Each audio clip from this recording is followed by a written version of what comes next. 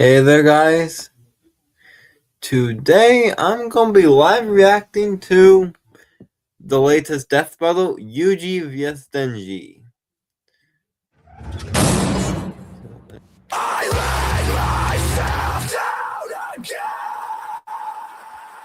And just background metal track. I've never felt such weird cursed energy like his before. Say your prayers. I'm the hero to all. Kicker of asses, half man, half devil, chainsaw man.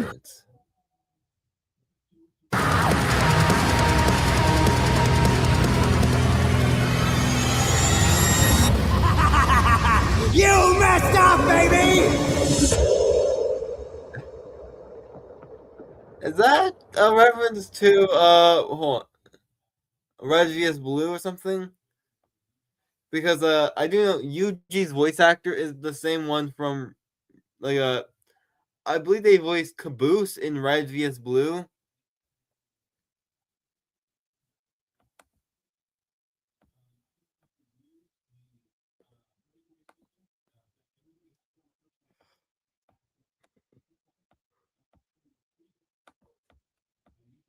Yeah. Also, actually, Denji might be a little weird. But he's the guy I'm betting on. I would say this is close to call. I've never felt such weird cursed energy like his before. Say your prayers. I'm the hero to all. Kicker of asses, half man, half devil, chainsaw man.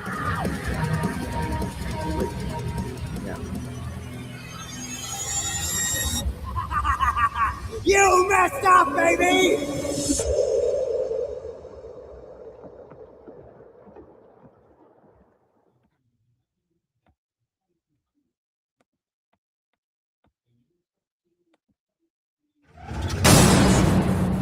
I let myself down again!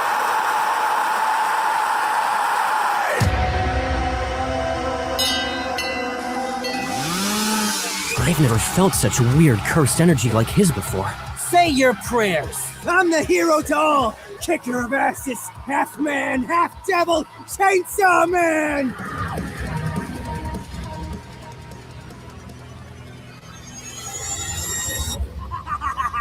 You messed up, baby.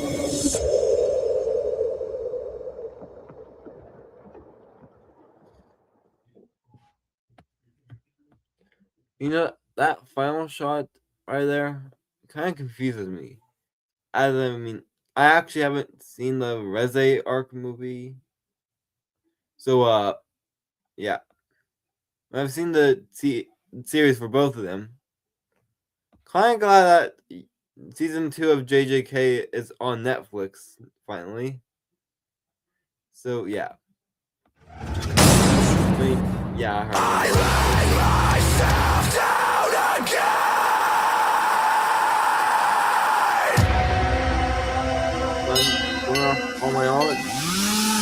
I've never felt such weird cursed energy like his before. Say your prayers. I'm the hero to all. Kicker of asses, half man, half devil, chainsaw man. Obviously, he's more like 3 level in his baseball or something like that. Or 3 level. I don't remember his powers. You messed up, baby. But I do know, in like that form he was in, the Hero of Hell form, he is incredibly powerful.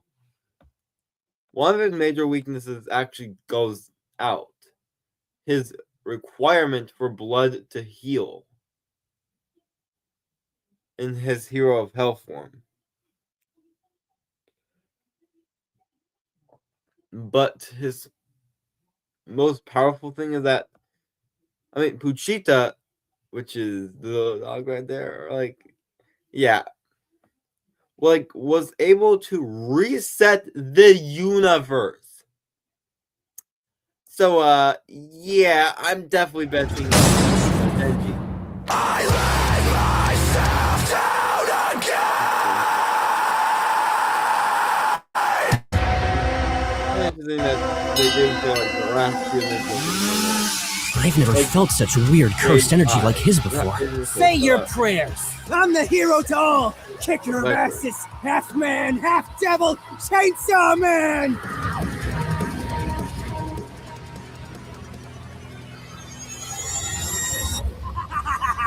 You messed up, baby!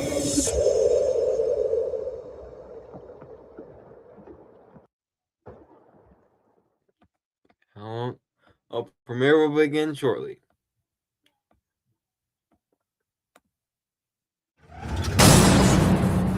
I let myself down again.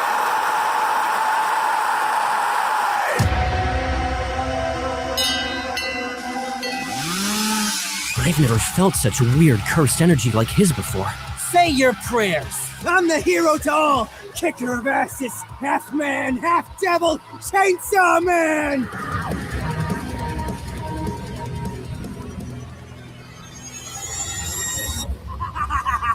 You messed up, baby! Very first, which is today.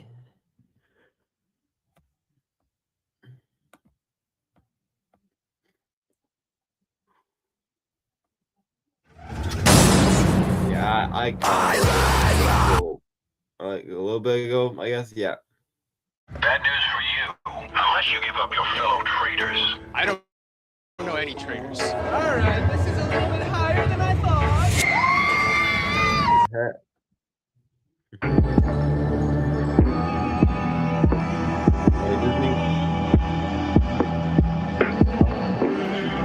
Run 2 minutes.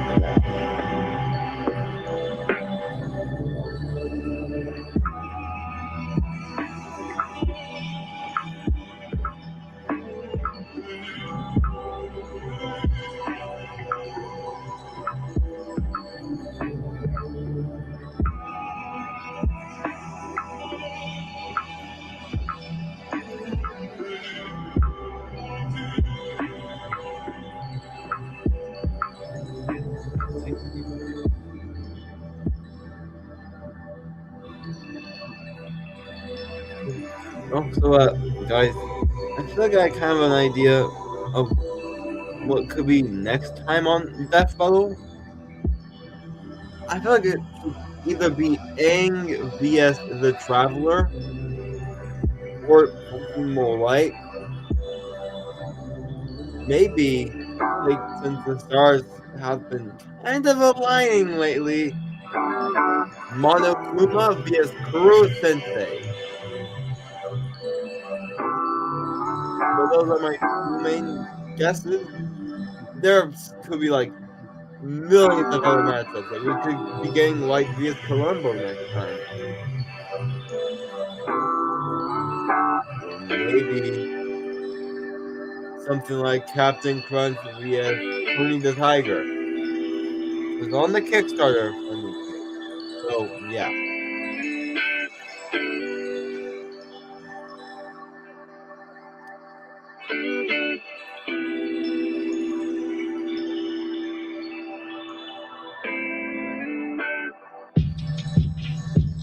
Okay. Final few seconds or like a minute. Yeah, my mind. Right? Please right now.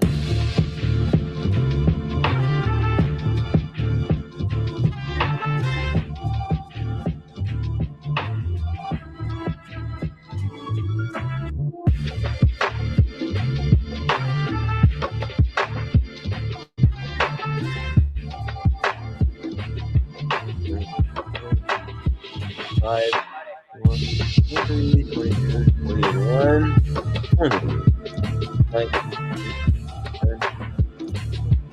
15, 14, 13, 12, 11, 10, 9, 8, 7, 6, 5, 4, 3, 2, 1, 0. Hurry up. Say your prayers.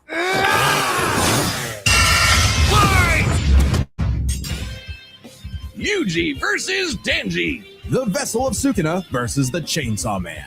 He's Wiz and I'm Boomstick. And it's our job to analyze their weapons, armor, and skills to find out who would win a death battle. If Yuji Itadori was one thing, he was strong.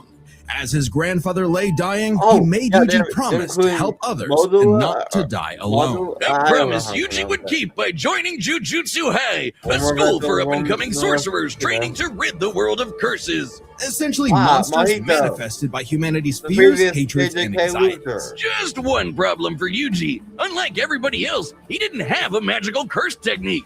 Oh no, he had something way worse. After consuming a cursed finger, like a literal finger, Yuji became possessed by its original owner, the King of Curses, Ryomen Sukuna, the most powerful sorcerer in history. And Yuji's willpower was the only thing holding Sukuna back from controlling his body, killing everything in sight, and taking over the world. So Yuji got to know his surly new roommate, and perhaps one day he would show him a kinder, gentler path. A classic shonen hero's journey if I've ever heard one. Yuji would track down and nosh on the rest of Sukuna's cursed fingers before they caused any more trouble. Fulfilling his late grandfather's wish to use his strength in service of others, surrounded by friends. Helps that he's getting a first-rate education from the strongest sorcerer alive today, Gojo. Gojo would teach Yuji to harness and manipulate the absolutely absurd amount of cursed energy he inherited from Sukuna. Cursed energy is basically like evil ki, and Yuji can use it to see invisible curses and enhance his already superhuman strength and martial arts skills he learned from his gramps, making him a monster in close quarters combat. Yuji knows Taido, a Japanese martial art derived from Okinawan karate.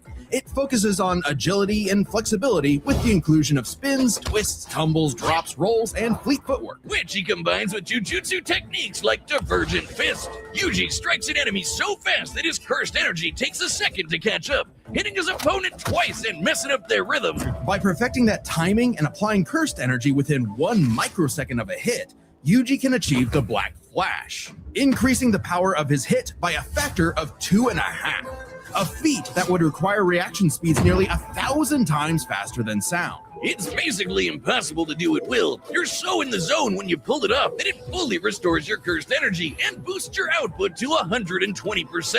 Yuji's Black Flashes are so strong in particular, the author himself stated that 5 in a row would have been enough to instantly kill the special grade curse, Jogo. Who did this, and this, and this? I know How many has Yuji ever done in a row, you ask? Into that 7. fight. And that's not even the nastiest thing about Yuji's punches. Because another soul resides in his body, Yuji learned how to target the soul itself, doing damage to opponents who could normally regenerate from his hits. Yeah, this pink-haired brat was a jujutsu prodigy, perfect for Gojo's dream.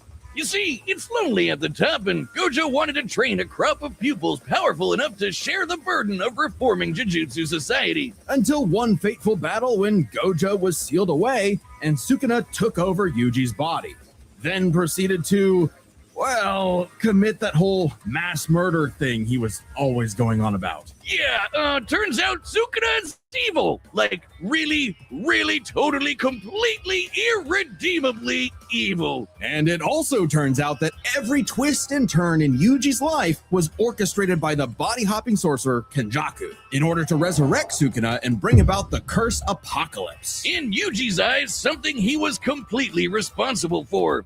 And so, having failed his grandfather, Yuji's outlook shifted. No longer would he fight to protect others, but to kill curses. And after Sukuna hopped bodies into Yuji's best pal Megumi, the King of Curses became numero uno on Yuji's shit list. Yuji's defeated powerful disaster curses like Hanami and Mahito, survived being slammed so hard he cratered the earth, and is comparable to sorcerers like Maki, who tanked getting rammed through entire mountain ranges. Yuji also learned how to use super advanced abilities like reverse curse technique to heal himself from crazy damage, like getting his torso shredded into chili.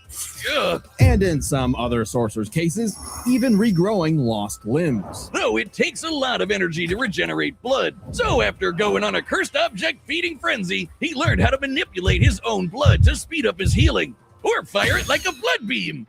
A poisonous blood beam. All of that combined made Yuji just tough enough to finally take on the King of Curses. Although greatly weakened after his victory against Gojo. Rip. Literally. Sukuna was still the de facto strongest being alive. But after hitting him with a Black Flash, Yuji actually copied Sukuna's main ability. Gojo's plan all along. This was Prime. With it, Yuji can slice apart any surface he touches, an enemy's flesh, the ground beneath him, even the boundary between two souls in body. Enough hits can even cause those two souls to separate. Like a souped-up version of his normal punches. Even better, Yuji finally gained access to the most powerful weapon in any sorcerer's arsenal, a domain expansion. Basically, a pocket dimension created by the sorcerer where their ability will hit no matter what. No contact needed. If you're trapped in Yuji's domain, you're getting sliced to ribbons. With all his power and training and righteous fury, Yuji severed Sukuna's soul from Megumi's body, freeing his friend from the demon's clutches. But not before offering Sukuna one last chance at redemption. Which he rejected before dying because, well, evil. Leaving Yuji to grow into one of the most fearsome sorcerers in history. Turns out the cursed objects that Yuji consumed made him part cursed and slowed his aging to a crawl, giving him decades of training and battle experience. He's mastered blood manipulation, can pull off black flashes at will, and shredded entire cities apart with Shrine. Just like Gojo and Sukuna before him, he became the strongest. But what actually makes someone truly strong? For Sukuna, it was the power to stand alone atop all others. But to Yuji, it was the opposite. The only reason he had survived as long as he had was because of the mercy and sacrifice of his friends. So Yuji brought together friends and allies, new and old, to create a world eventually free from curses entirely, fulfilling not just Gojo's wish, but his grandfather's as well. Because if Yuji Itadori was one thing, he was strong. Wiz, if there are two truths in this world, two universal constants, it's these. Life sucks and then you die. Especially for the young boy, Denji. Who was so poor and unlucky, he doesn't even know his last name. With an alcoholic father forever indebted to the Yakuza, and a diet consisting of whatever garbage he could get his hands on, all Denji had in this world was his dog, Pochita. Who happened to have a chainsaw sticking out of his face. Really putting the tear in Terrier. Pochita wasn't an actual dog, obviously. He was a devil. Monstrous superpowered beings literally from hell that are created by and represent humanity's worst fears. In Pochita's case, literally the personification of chainsaws. Oh, he's so cute. Who would be afraid of Actually, chainsaws? They're the most versatile tool in the world. Perfect for chopping trees, opening cans, massacring your foes. Apparently, Pochita had no problem with that last part, as he and Denji hunted down and killed his devil brother. It's a tough job, but when selling your testicles won't pay off your dad's debts, it'll do. That is, until Denji was cornered and forced to learn about those two universal constants. Life sucks, and then you die. But sometimes, if you're really unlucky, there's a third option. Born from his and Pochita's contract, a literal deal with the devil, Pochita would become one with Denji's body in exchange for Denji to live a happy life. And so the two fused into a half-human, half-devil hybrid, the Chainsaw Man, aka a one-man, blood-soaked devil-slaying machine. The perfect candidate for the public safety devil hunters, led by this piece of work. With nothing controlling him but his raging teenage hormones, Denji would battle all of devil kind in the hopes of one day getting laid. And he was a natural at killing, not getting laid. As the Chainsaw Man, Denji can slice through just about anything and generate new chainsaws from any surface of his body. Or swing him around on massively long chains. Oh man, that's so cool. It helps that Denji is incredibly powerful, capable of lifting and throwing cars, surviving being blasted through several buildings, and moving way faster than the eye can see. And if he happens to get torn apart by some ornery devil, no biggie, because he can regenerate from just about anything. Denji has survived being sliced to pieces, having his head torn off, being dipped in demonic stomach acid for hours, and even getting his heart ripped out. Haven't we all? Chainsaw Man didn't regenerate his heart. Oh no, his heart regenerated a Chainsaw Man. Even separating Denji and Pochita won't stop them. When Denji was stuck in this alternate dimension, he and Pochita still possessed a metaphysical connection. With their stomachs. While his healing factor can be overtaxed, all he needs to do is drink some blood and he's back to full health. And considering that chainsawing devils apart is basically an infinite blood exploit, he almost never runs out, only limited by the violence-induced psychotic frenzy he enters in combat. Well, he's not actually crazy. Denji might be, okay, definitely is an under-socialized moron led by his dick, but he's surprisingly clever in combat. Almost always thinking outside the box and coming up with so dumb they're brilliant strategies to take on devils that should be too strong for him. In short, Denji was the perfect soldier and was rewarded for his efforts with something that began to resemble a happy life. Aki, the stern older brother, Power, the bratty younger sister, and Makima, his boss and the girl of his dreams. All Denji had to do to finally score with that dead-eyed redhead was to kill the most fearsome devils in existence, like the Typhoon Devil, who created a massive hurricane, or the Bomb Devil, who could blow up most of a city, or the Gun Devil, who could travel around the world and kill over 1 million people in about 5 minutes. But plot twist, he had to kill Makima too, because she was secretly the Control Devil, one of the 4 horsemen of the apocalypse. Everything she told Denji was a lie. The happy life he created, the family he made, all of it was designed to be torn down. All with one goal, to force Denji to break his contract with Pochita and become her servant, Order 66ing every devil she didn't like. But when Denji did break, Pochita took over. Now, Pochi might look cute and cuddly, but the Chainsaw Devil is one of the strongest and scariest dudes in the universe, capable of tearing through hordes of devil hybrids like nothing. More than enough to give Denji his opening to beat Makima by cutting her up into sashimi and eating her whole. A very similar solution to the Chainsaw Devil's most powerful ability. Anything Pochita eats gets deleted from existence. Yeah, like it never happened in the first place. World War II? Gone. AIDS? Nada. Nuclear frickin' bombs? A light tasty afternoon snack, thank you very much. Forgive me, chainsaws. I knew not your power. He also ate the Death Devil. Yes, Denji ate death, which means no one on Earth could die. Oh, you think that's messed up?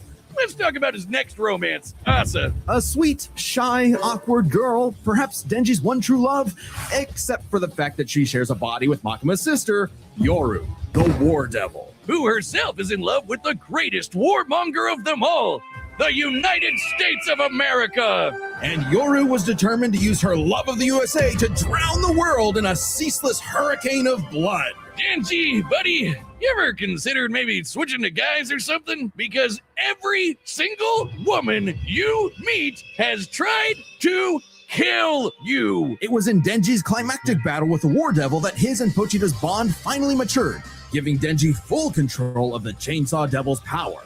A kind of Denji man, I guess. Which he used to kick the War Devil's ass. And she was no joke. Strong enough to shoot Pochita from across the globe with a near light speed 2-ton bullet You from like a goddamn Statue of Liberty. Better yet, Yoru was so powerful she turned Oregon into a sword. Yes, the state of Oregon. Crumple the entire landmass into a blade, fly over to Japan, and swing it at Washington, Denji. And he Oregon is my matched main its power. state. She also What threw the the heck? American flag at him. The one on the moon. You know, the moon in space. In seconds. And he dodged it. With the whole world literally falling apart, Pochita realized that becoming Chainsaw Man made Denji's dream for a normal life impossible. Something Denji was always too stubborn and selfish to realize until it was too late. So Pochita did what any good dog would do. Eat himself and erase the Chainsaw Devil from existence, creating a new world without him and leaving Denji just Denji. But maybe all this time, Denji was enough. Being Chainsaw Man could not save his loved ones, but being Denji could. Because sure, life sucks and then yeah, you'll die. But while you're stuck in between, chasing your dreams with your buds can help make life worth living. All right, the battle's about to start. But first, pitch calls are back. Yep. Hey, I'm Chad, the voice of Boomstick. And we've reopened Death Battle pitch calls on the Death Battle store. It's a way for you to meet with Ben and I, the creators of Death Battle, and pitch us your favorite matchup you always wanted to see over a video call. That's right. A lot of the episodes we're working on right now are being made because of a pitch. But to give each pitch the time it needs, there is a limited number available. So grab them quick before they're gone. Last time we sold out in just under an hour, which absolutely blew our minds. Death Battle pitches are available right now on our website, deathbattle.gg. It's kind of like our own private Patreon with a bunch of extra stuff in every episode of Death Battle ever. And if you're a website member, you get first dibs. First it'll be available to chroniclers, then archivists, and so on. Plus, members get a pretty sweet discount on the store, so it's a big deal. Let's get to the battle, but don't forget to grab your pitch at deathbattle.gg.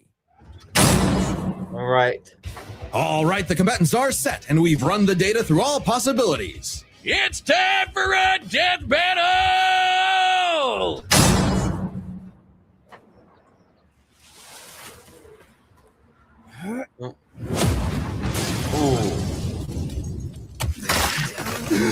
Oh, man. Oh, no. You're fine. You're fine. This wasn't my fault. I've never felt such weird cursed energy like his before. Say your prayers.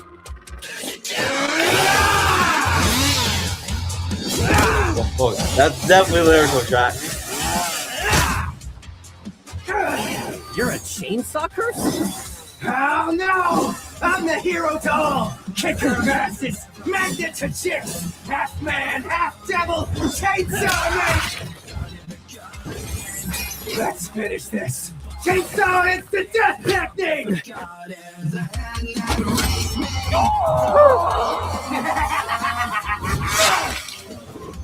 Batter up, pink-haired punk-ass bitch!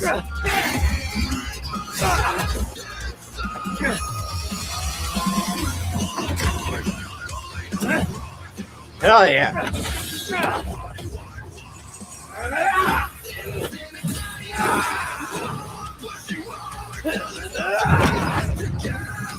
Wait for it.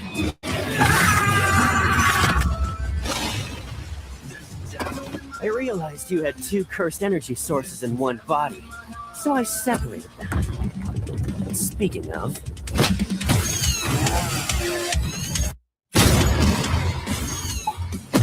Oh.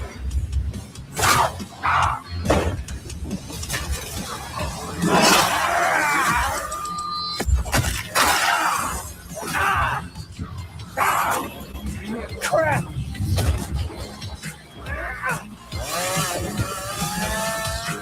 Domain expansion.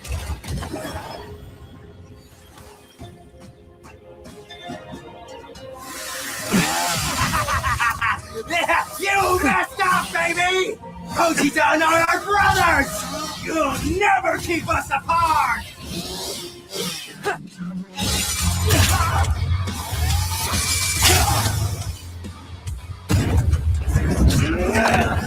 I don't think this is the end of the fight.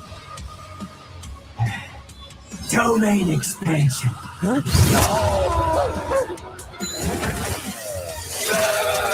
Finally got you to stop moving! See? We can be smart too, huh? Punk ass bitch. Black Flash! Try it!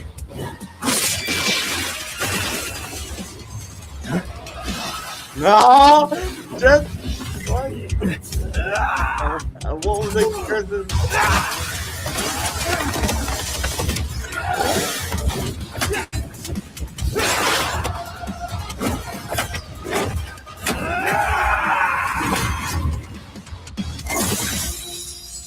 A human and a curse.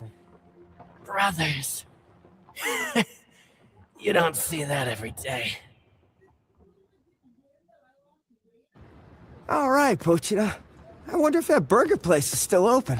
I'm not right. If Yuji Itadori was one thing, he was strong. Just not strong enough today. Let's break this down into 4 chapters. Their speed, skill, abilities, and power. First off, who was faster? Yuji's greatest speed feat is the Black Flash. In order to apply cursed energy within 1 microsecond of a strike, Yuji would have to move and react at over 900 times the speed of sound. Insanely fast. But remember that time Denji dodged that flag that Yoro summoned from the moon? You know, the one that's over 200,000 miles away? Considering Denji's position from start to impact, all while in the midst of a fast-paced battle. This must have happened in a matter of seconds. We'll lowball it and say 10. Though it'd probably have to be faster to use against Denji in a fight. This means the flag must have been moving over 12% the speed of light. Over 100 times faster than the Black Flash. Now, Yuji has gotten significantly stronger since his adolescence, but we know for a fact that in Jujutsu Kaisen, relativistic speeds are something humanity has explicitly not yet achieved. So it's pretty clear that Denji takes speed. However, Yuji has made a career out of going up against enemies far out of his league by relying on his skill. And what a career it's been! He defeated the King of Curses all before he was even an adult, and he continued to train and master his jujutsu techniques for decades. Whereas Denji, while certainly a clever, unorthodox fighter, would often get by due to his sheer stubbornness and durability more than anything else. With Yuji's greater experience and martial arts combined, he was definitely the more skilled fighter. What wasn't as clear-cut was who had the better abilities. Specifically, how well they can cut each other and how well they can heal from being cut. So I guess it's their cut ability. Both could survive pretty insane wounds, though Denji's devil healing factor was superior. The most Yuji has ever healed were some big slashes against his stomach. And while other similarly powerful sorcerers like Gojo could regenerate lost limbs, Denji could regenerate almost all of his body from a single cord pull. That being said, Yuji's soul targeting attacks have done lasting damage against those with superior healing like Mahito. Not just that, but literally splitting two souls apart. That's how he beat Sukuna, and he could potentially do the same thing to break apart Denji and Pochita. However, it's not so simple. Sukuna was already severely weakened at the time, and it took Yuji several hits to separate him and Megumi. And on top of that, even if Denji and Pochita were split up, we know they keep a metaphysical connection when apart. In fact, they were split up when they were fighting Makaba, and they had no problem rejoining. No reason they couldn't do it again here. However, Denji's healing factor isn't unlimited. He'll need blood to heal eventually, and the range and speed of Yuji's slashes would force Denji to tank them to get up close. Even if he could, Yuji's healing factor wouldn't last nearly as long against Denji's chainsaws. But then Yuji could back off, Denji chase him, and so on. Like an unstoppable force meeting an immovable object, neither had a clear edge in cut ability. So what it ultimately came down to was power. Who could do the most damage and wear the other guy down first? Yuji slicing apart an entire city is one of the most impressive feats in all of Jujutsu Kaisen.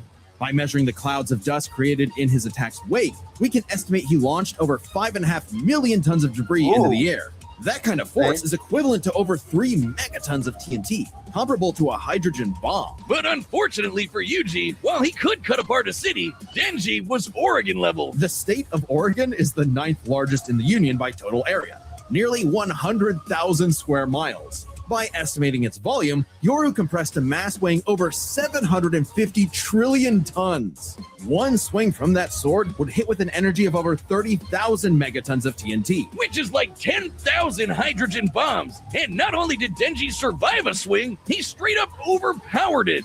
That's insanely strong, but not inconsistent. Like the time Yoru fired that globe-spanning near-light-speed bullet from the Statue of Liberty. Sure, Yuji's citywide dismantle was done casually, but so was Yoru crumpling Oregon. Yuji's dismantles would need to be 1,000,000% stronger to do significant damage to Denji. Especially with Denji's OP healing factor too. Denji takes the final edge in power. All Denji needed was one good hit to finish the fight. And with his far greater speed, it was only a matter of time. What can I say, Yuji? Denji's just got that dog in him. The winner is Denji, the Chainsaw Man. Next time on Death Battle.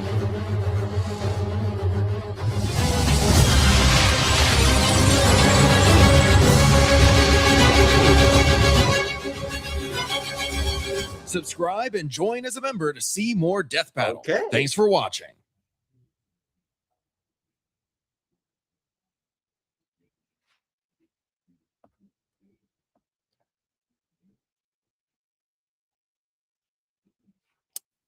So I guess next time we're getting Sentry via Superboy Prime.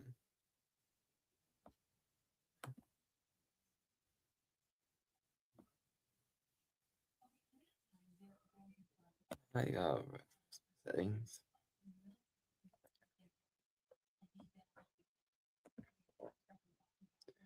So that was it.